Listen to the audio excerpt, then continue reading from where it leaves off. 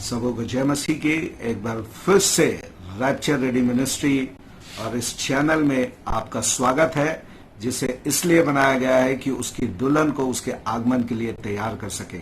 आज एक बहुत ही महत्वपूर्ण टॉपिक के साथ मैं आपके पास उपस्थित हूं, जो आपके लिए अलार्म बेल है रैप्चर की तैयारी के लिए। यदि अभी तक आपने अपने आप को तैयार नहीं किया है, ये वीडियो को मिस ना करें और पूरा सुने और अपने आप को तैयार करें।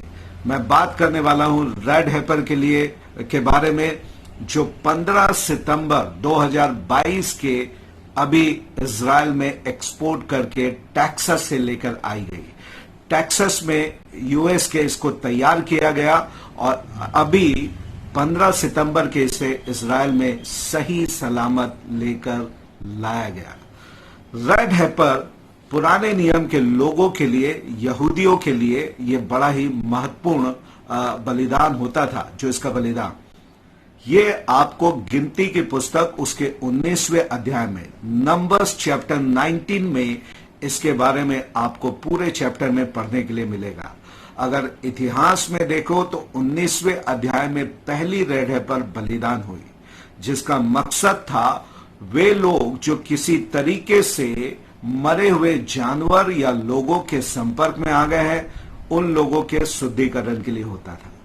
अनेक शुद्धिकरण के बलि होते थे, जिसमें फसा का मेमना उनके शुद्धिकरण पवित्रीकरण के लिए है। छुटकारे का मेमना डे ऑफ अटोनमेंट के लिए पूरे इजराइल के लिए होता था। उसके बावजूद रेड हेपर का ये शुद्धिकरण का बलिदान ये बड़ा ही महत्वपूर्ण इजरायलियों के लिए होता था। बिना इस शुद्धिकरण के कोई भी व्यक्ति परमेश्वर के मंदिर में बलि करने के लिए नियम के अनुसार नहीं जा सकता। ये इजरायलियों के लिए था, जो कि प्रभु यीशु मसीह का पिक्चर है। अभी तक मूसा से लेकर जो 70 एडी तक, सेकेंड टेम्पल तक, जो कि 70 एडी में टाइटस नामक रोमी से शासक के द्वारा मिटा दिया गया, करीब 9 रेड हेपर हुए हैं पूरे इतिहास में। अभी तक 9 रेड हेपर हुए हैं। ये कभी भी पैदा होने वाली बच्चियां नहीं है। ये पूर्णतः लाल होना चाहिए, जिसके ऊपर कोई भी जुआ नहीं रखा होना चाहिए, जो परफेक्ट होना चाहिए, कोई दाग धब्बा झुर्री उसके ऊपर नहीं, तभी ये कोसेर या पवित्र रेड हेपर बलिदान के लिए तैयार होती है।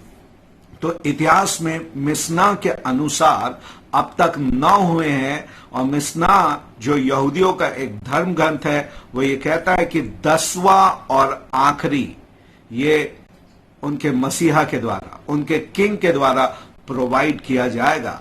और इसलिए ये 10वां और आखिरी जो मेरे और आपके युग में 15 सितंबर के पूर्णतः तैयार करके इजराइल में एक्सपोर्ट किया गया, ये बड़ा ही महत्वपूर्ण है।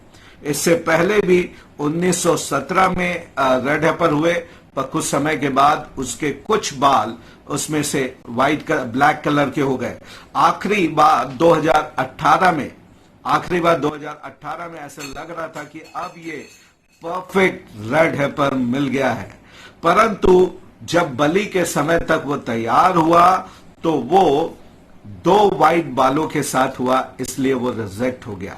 अब की बार जो रेड हेपर लेकर आए गए हैं टेक्सास से इजराइल में, वो पूर्णतः लाल हैं, रेड है, उसके कोई भी बाल और कोई कलर के नहीं है, और वो पूर्णतः कोसेर या पवित्र है बलि करने के लिए। और इजराइल इसके लिए बड़े एक्साइटेड है, और ये बड़े सीक्रेटली, गुप्त रूप से इसको तैयार किया गया, क्योंकि ये बड़ा ही इजरायलियों के लिए महत्वपूर्ण था। इसके बारे में मैं अभी आपके लिए बात करूंगा।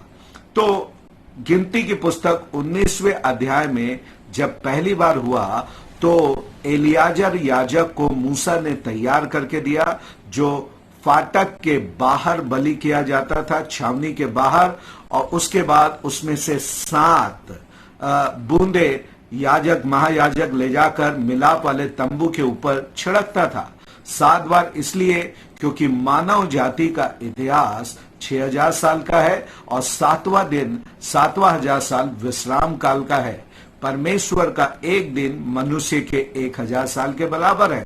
इसलिए 5 बार नहीं, 8 बार नहीं, 7 बार उसको छिड़कता था कि पूरे मानव जाति के 7000 साल के इतिहास के लिए यह चढ़ाया गया है। और तब अब उसके बाद बचे हुए जो जानवर होता था बलि किया हुआ, उसके सारे भागों के, उसके चमड़े, अतरी, पोतले, जितनी भी चीजें हैं उसके साथ वो जलाया जाता था। और जलने के समय एक रेड कलर का कपड़ा उसमें डाला जाता था, जुफा उसमें डाला जाता था, और इस तरीके से वो पूर्णतः जलाया जाता था। और जलने के बाद जब इसका राख निकलता था वो पूर्णतः रेड होता था। रेड ही क्यों? रेड है पर ही क्यों? व्हाइट क्यों नहीं? ब्लैक क्यों नहीं? इसका कारण यह है कि यशायाह नबी की पुस्तक में लिखा है, हमारे पाप का कलर रेड होता है। चाहे तुम्हारे पाप लाल रंग के क्यों ना हो, अर्गवानी रंग के क्यों ना हो, वो हीम के नाई श्वेत हो जाएंगे। यशायाह के द्वारा ये बाइबल कहती है। इसलिए रेड है पर हमारे पाप के बलिदान का प्रतीक है जो शुद्धिकरण के लिए वहां पे लगाया जाता है। इसमें 50 ऐसे यीशु मसीह से मिलान को दिया गया है। अब मैं आपको नए नियम में बताऊं तो मसीहों के लिए इसकी बलि का कोई महत्व नहीं रखता, क्योंकि हमारा रेड है पर छावनी के बाहर आज से 2000 साल पहले प्रभु यीशु मसीह के रूप में बलिदान हुआ, और उसके बाद और कोई बलि की आवश्यकता नहीं। He was the perfect lamb of God to wash away the sins of his people. इब्रानियों की पत्री उसके 9वें अध्याय 12 से 14 में लिखा है। हिब्रू चैप्टर 9 वर्स 12 to 14 में कहता है कि जब बैलों और बकरों का लहू पाप को शुद्ध और विवेक के दोषों को दूर करने के लिए अयोग्य थे, तब मसीह मेरे और आपके विवेक को शुद्ध करने के लिए एक ही बार बलिदान हुआ। इब्रानियों की पत्री 13 अध्याय 11 और 12 में भी इसी बलिदान के विषय में जो मसीह हमारा रेड हेपर है वहां पे बताया गया है।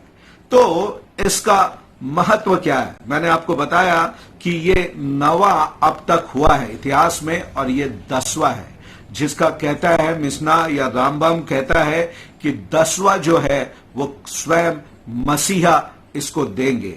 तो इसका सिग्निफिकेंट क्या है? अब ये क्या होने वाला है?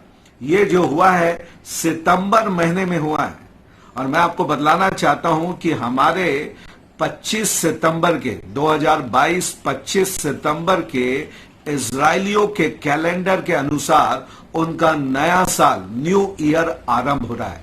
परमेश्वर का कैलेंडर हिब्रू कैलेंडर है और हमारा कैलेंडर ग्रेगोरियन कैलेंडर है। परमेश्वर हिब्रू कैलेंडर के अनुसार काम करता है, और अब 25 तारीख के शाम के इनका नया साल आरंभ हो जाएगा, जो 2 दिन मनाया जाता है। 25 से 26 एक दिन, और 26 से 27 दूसरे दिन। ये न्यू ईयर, जिसको तीसरी 1 उनके महीने में हिब्रू कैलेंडर के अनुसार तीसरी 1 और 2 कहा जाता है, और ये रोशे सना के नाम से पुकारा जाता है हिब्रू में। और हमारे लिए इब्रानियों के पर्व, इजरायलियों के पर्व के अनुसार ये 5वें नंबर का पर्व है, जो 7 पर्व परमेश्वर ने इजरायलियों को मनाने के लिए दिए थे। उसमें से 4 पेंटिकोस तक के अब तक पूरे हो चुके हैं, और ये 5वें नंबर, 6वें नंबर और 7वें नंबर का पर्व सेकंड कमिंग में पूरा होगा। प्रभु यीशु मसीह के ऊपर ये 7 पर्व प्रॉफेटिकली पूरे होते हैं। तो ये तुरही के पर्व के रूप में जाना जाता है, और जनरली लोग ये कहते हैं और विश्वास करते हैं कि तुरही के पर्व में ही प्रभु यीशु मसीह का बादलों में आना होगा और कलीसिया का बादलों पे उठा लिया जाना, जिसको हम एक वर्ड में रैप्चर या उठा लिया जाना कहते हैं। तो कुछ बातें इसके द्वारा अब पूरा होने पे है। एक तो ये 7वां महीना है, 3 पर्व अब इस सितंबर और अक्टूबर में होने वाले हैं।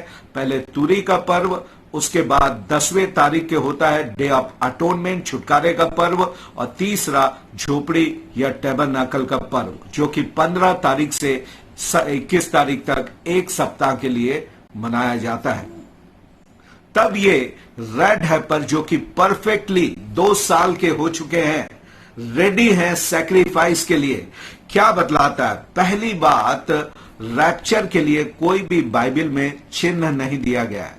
सेकंड कमिंग के लिए अनेक चिन्ह हैं, उसमें से ये रेड हेपर का मिलना एक बड़ा चिन्ह है, जिसके लिए कहा जाता है कि मंदिर अब बनने, तीसरा मंदिर अब इजरायलियों का बनने के लिए मार्ग तैयार हो चुका है। इजरायलियों के तीसरे मंदिर बनने का मार्ग इस रेड हेपर के मिलने से तैयार हो चुका है। इजरायली 14 मई 1948 के 14 मई 1948 के एक देश 2000 साल के बाद बने। उसके बाद 7 जून 1967 के 7 जून 1967 के यरूशलेम, जो कि उनका कैपिटल है, उनके बड़ा महत्वपूर्ण कैपिटल होता था राजाओं के समय, वो उनको मिल गया।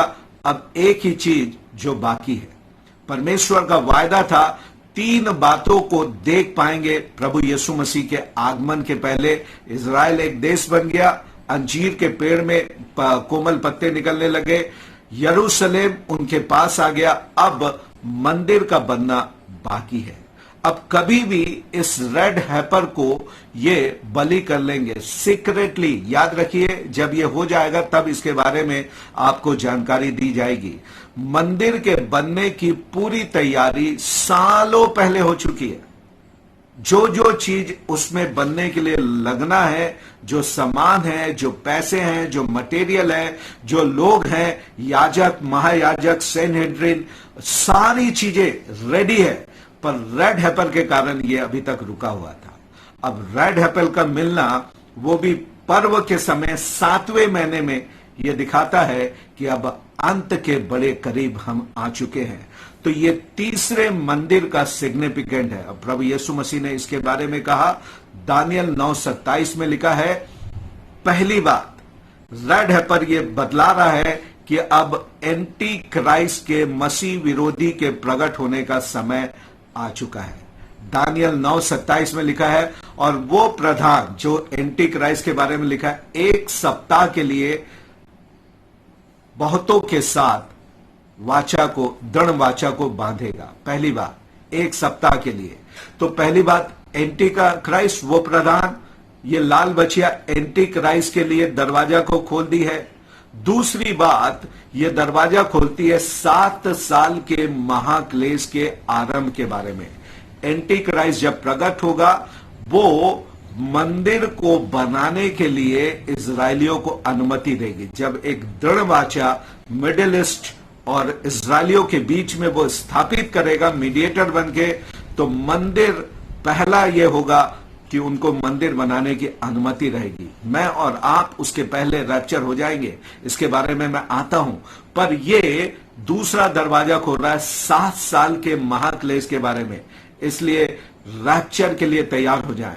और रैप्चर जो होगा एंटी क्राइस्ट के आने के पहले और 7 साल के महाक्लेश के आने के पहले, प्री ट्रिबुलेशन रैप्चर, महाक्लेश के पहले, क्लेश काल के पहले प्रभु की दुल्हन जो प्रभु यीशु मसीह के ऊपर विश्वास करती है, बादलों पर इस धरती से उठा ली जाएगी।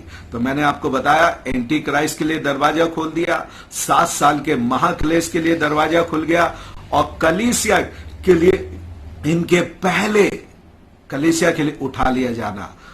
प्रकाशित वाक्य की पुस्तक 11 अध्याय में लिखा है कि आधा भाग अन्य जातियों के लिए छोड़ दे और आधा भाग मंदिर के बनाने के लिए। और मंदिर के लिए यहां पे आप देखिएगा डिवाइड होगा। जकरिया नबी भी कहता है यरूशलेम 2 भागों में बांटा जाएगा। यहां पे भी लिखा है 11वें अध्याय प्रकाशित वाक्य में। और प्रभु यीशु मसीह ने भी मत्ती 24 अध्याय में कहा, जब उस उजड़ने वाली वस्तु को पवित्र स्थान पे देखो। तो ये कब होगा? सप्ताह के मध्य में। आगे 9:27 में कहता है, सप्ताह के मध्य में एंटी क्राइस्ट जो होगा वो उस वाचा को तोड़ेगा, उस वाचा को वो तोड़ेगा और मेल बलि और अन्न बलि को बंद करेगा। मेल बलि और अन्न बलि अभी इजरायलियों में नहीं हो रही है, और ये तब तक नहीं हो सकती थी जब तक कि रेड हेपर के द्वारा उनको शुद्ध नहीं किया जाए। और अब रेड हेपेर आ गया है तो एक और चीज का दरवाजा खुल गया। अब आप इज़राइल में बलि के होने को का आरंभ आप देख सकते हैं। बलि के आरंभ को टेम्पल माउंट पे होता हुआ आप देख सकेंगे। और अब बाइबल ये बतला रही है कि अब रैप्चर करीब आ गया है। रेड हेपेर के मिलने से मंदिर का, तीसरे मंदिर का बनना करीब आ चुका है और महाक्लेश का आरंभ होना करीब आ चुका है। मैं एक और वीडियो बनाया हूं जिसमें रेड हेपेर के बारे में पूरी जानकारी है, वो क्या होता है, उसका सिग्निफिकेंट क्या होता है, उसके बारे में भी मैं आपको डालूंगा। पर यह वीडियो आपको यह बतलाने के लिए है, we are very very close to the rapture, very very close to the rapture. We are very very close to the coming of Antichrist and we are very close to the great tribulation. महाक्लेश के अति करीब आ गए। कहने का मतलब यह है इस वीडियो के द्वारा, क्या आप प्रभु से बादलों में मिलने के लिए तैयार हैं? यदि नहीं तो आज ही निर्णय ले। अब सदियों का समय खत्म हो गया, अब मिनटों के समय पे हम रह रहे हैं जब तुरी फूकी जाएगी और पलक झपकते ही प्रभु के मरे हुए लोग, सोए हुए लोग जी उठेंगे। हम जो जीवित है बदल जाएंगे और प्रभु के पास बादलों पे उठा लिए जाएंगे। क्या आप तैयार हैं?